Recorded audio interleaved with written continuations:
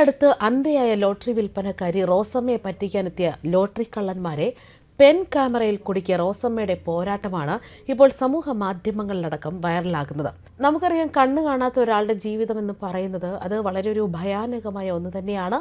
അവർക്ക് ഒരാളുടെ ആശ്രയമില്ലാതെ പോലും ജീവിക്കാൻ കഴിയില്ല. എന്നാൽ അതിനെയെല്ലാം മറികടന്നുകൊണ്ട് ജീവിക്കുന്ന, അതായത് ലോട്ടറി വിറ്റ് തൻ്റെ കുടുംബം പോറ്റുന്ന കോട്ടയം കളത്തിപ്പടി സ്വദേശി റോസമ്മ സുഭാഷാണ് ഇപ്പോൾ ലോട്ടറി കള്ളന്മാർക്കിടയിൽ പേടി സ്വപ്നമാകുന്നത്. കാഴ്ച പരിമിതി ഉണ്ടെങ്കിലും ഏകദേശം 10 വർഷത്തോളമായി കളത്തിപ്പടിക്ക് സമീപം KK റോഡിൽ തട്ടുവെച്ച് ലോട്ടറി വിൽപ്പന നടത്തുകയാണ് റോസമ്മ.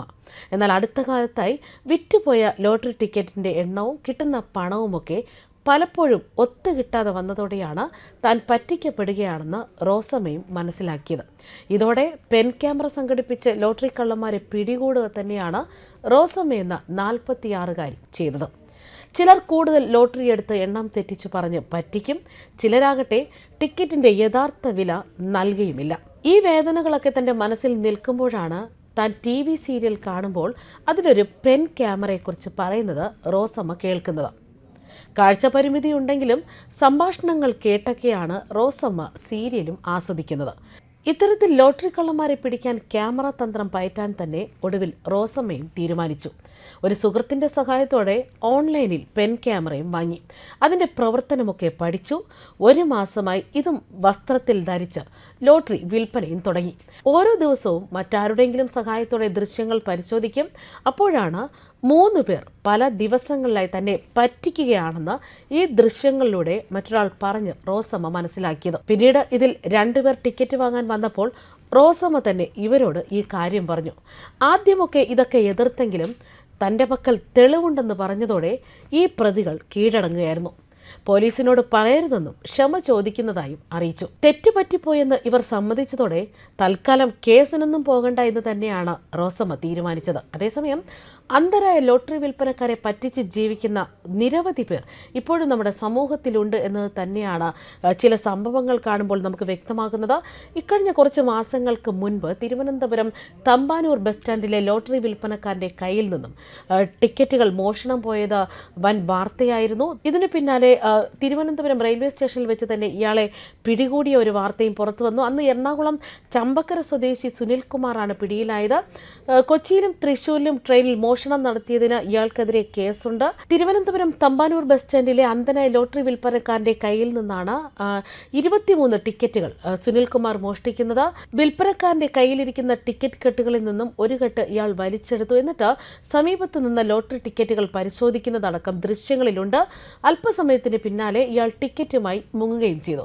കുറച്ചു സമയം കഴിഞ്ഞപ്പോഴാണ് തന്റെ പക്കൽ നിന്നും ലോട്ടറി ടിക്കറ്റുകൾ മോഷണം പോയെന്ന വിവരം ഈ ലോട്ടറി വിൽപ്പനക്കാരൻ അറിയുന്നത്.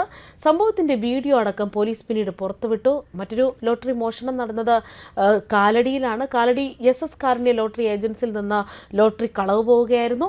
CCTV ദൃശ്യങ്ങൾ പരിശോധിച്ചാണ് ഇവിടെയും മോഷ്ടാവിനെ പിടികൂടിയത്.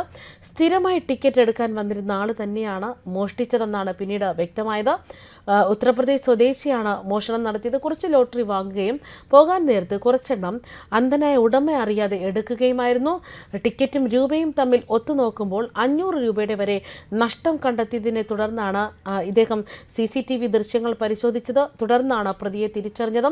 അതായത് ലോട്ടറി എടുക്കാൻ വന്ന ഇയാളെ കട ഉടമ തന്നെ പിടികൂടി പോലീസിന് കൈമാറുകയായിരുന്നു. ഇതൊക്കെ ലോട്ടറി ടിക്കറ്റ് മോഷണമെങ്കിൽ സമ്മാനാർഹമായ ടിക്കറ്റ് എന്ന പേരിൽ വ്യാജ ടിക്കറ്റ് നൽകിയവരെ തട്ടിപ്പ് നടത്തുന്നവരാണ് ഇപ്പോൾ നമ്മുടെ കേരളത്തിലുള്ളത്. ടിക്കറ്റ് നമ്പർ ചുരണ്ടി സമ്മാനം ലഭിച്ച ടിക്കറ്റാണെന്ന് തെറ്റിദ്ധരിപ്പിച്ച് ലോട്ടറി വിൽപ്പനക്കാരെ ഇവർ കബളിപ്പിക്കുകയാണ് ചെയ്യുന്നത്. പകരം 12 ലോട്ടറി ടിക്കറ്റുകൾ കരസ്ഥമാക്കിയും തട്ടിപ്പ് നടത്തും. ബൈക്കിലെത്തിയ 2 യുവാക്കളാണ് കൊട്ടാരക്കരയിൽ ഇത്തരത്തിലൊരു തട്ടിപ്പ് നടത്തിയത്. സമ്മാനാർഹമായ ടിക്കറ്റ് എന്ന പേരിൽ നമ്പർ തിരുത്തി വ്യാജ ടിക്കറ്റാണ് ഇവർ നൽകി വിൽപ്പനക്കാരിയെ പറ്റിച്ചത്. പകരം ടിക്കറ്റും ബാക്കി വന്ന 20 രൂപയും ഇവർ വാങ്ങുകയും ചെയ്തു.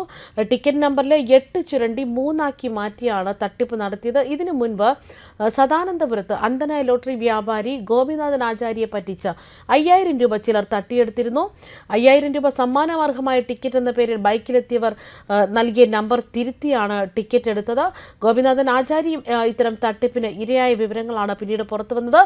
തുടർന്ന് പോലീസ് നടത്തിയ അന്വേഷണത്തിൽ ഈ പ്രതികളെയും പിടികൂടിയതായിട്ടാണ് വിവരങ്ങൾ. ന്യൂസ് ഡെസ്ക് കർമ്മ ന്യൂസ്.